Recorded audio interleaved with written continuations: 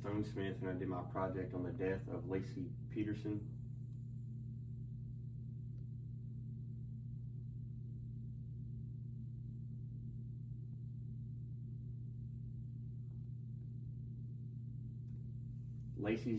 Laci's disappearance happened the morning of Christmas Eve on 2002, and per Scott Peterson, she was preparing to take the family dog for a walk as Scott was leaving for a fishing trip, although he told his family and friends that he was out playing golf.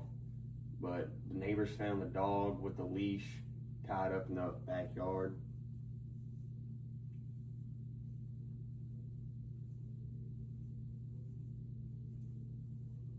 And immediately, Scott was a suspect because Laci's purse and vehicle were found at the home, and Scott could not answer where he was at fishing or what he was fishing for when asked by investigators. And cell phone records also showed that he was at home as late as 10:08 a.m.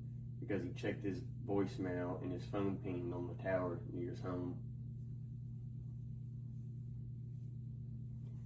And Laci's and Connor's bodies were found 4 months after they first disappeared.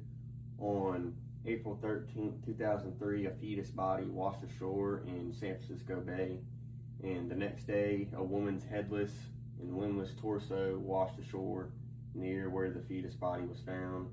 And both bodies were found where Scott claimed to be fishing at. And on April 18th, 2003, DNA confirmed that both bodies were Laci and Connor.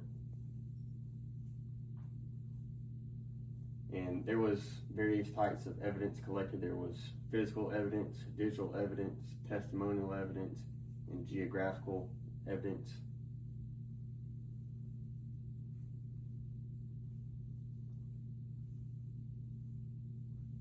And the physical evidence was that her purse and vehicle were still at the home, and the DNA analysis of the bodies, and also Scott's warehouse where the boat was stored.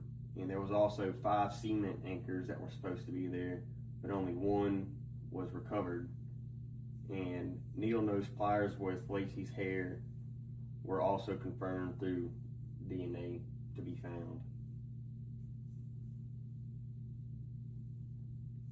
And digital evidence was that Scott claimed to have left the home around 9:30, but his cell phone shows him there at 10:08 a.m.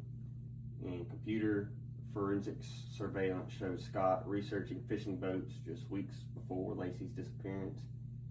And they also found that he had not held a fishing license since 1994, and had purchased the license only 2 days before Christmas Eve. And secretly recorded phone calls of Scott and Amber Frey, where he claimed to have been in Paris at the Eiffel Tower, where he was actually at his wife's vigil.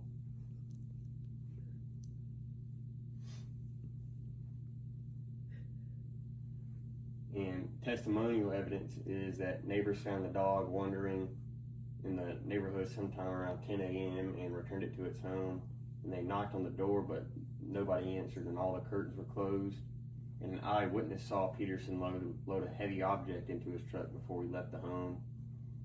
And whenever investigators asked what kind of fish he was fishing for, he couldn't answer. And Amber Frey contacted the police after he saw Scott on TV and realized that he was lying.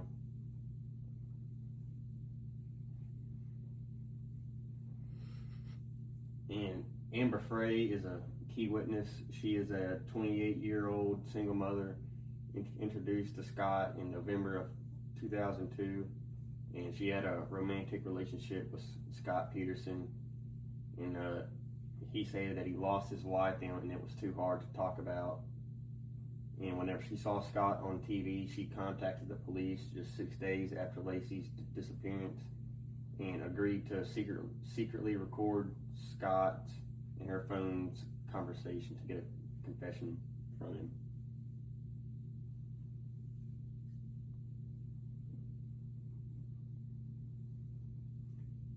And Scott was arrested on April 18th of 2003, the day that the DNA confirmed the bodies were those of Laci and Connor.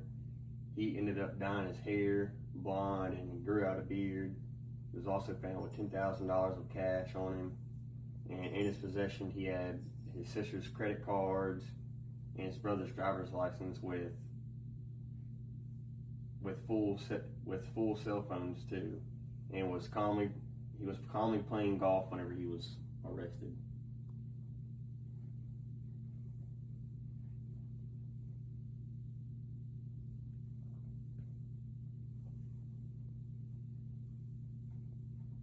And the recovery of Laci and Connor's bodies, despite decomposed, proves physical proof of their deaths.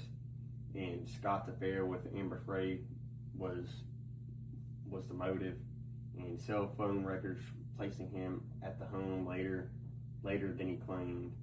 And computer records showing searches of boats and the timing of the fishing license, and the secret phone recordings of his lives whenever he claimed to be in Paris at the Eiffel Tower whenever he was at his wife's funeral.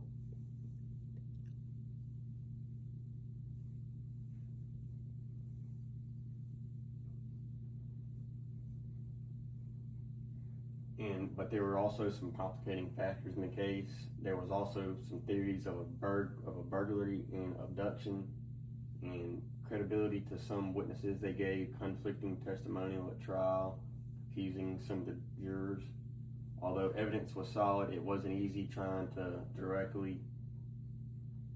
it directly to Scott Peterson, and the defense claimed it was entirely circumstantial, and the defense alleged evidence was mishandled and destroyed by investigators, particularly a mattress with bloodstains found in a van near the home.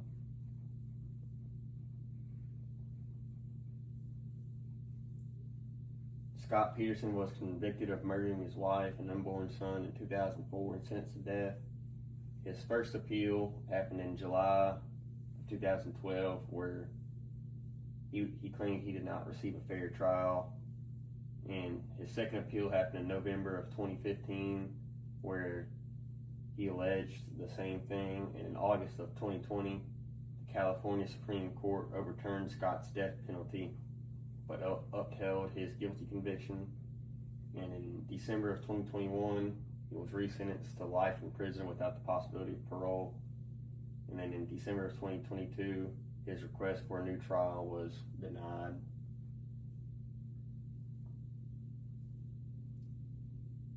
And then a pro bono legal organization that fights for the exoneration of wrongful convicted inmates.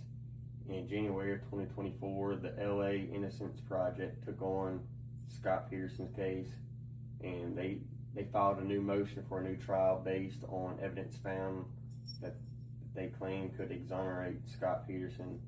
Although LAIP conducted its own investigation, it believes it exonerates Peterson. Prosecutors do not think it's enough to get him a new trial. And as of today, no ruling has been made on Peterson's request for a new trial.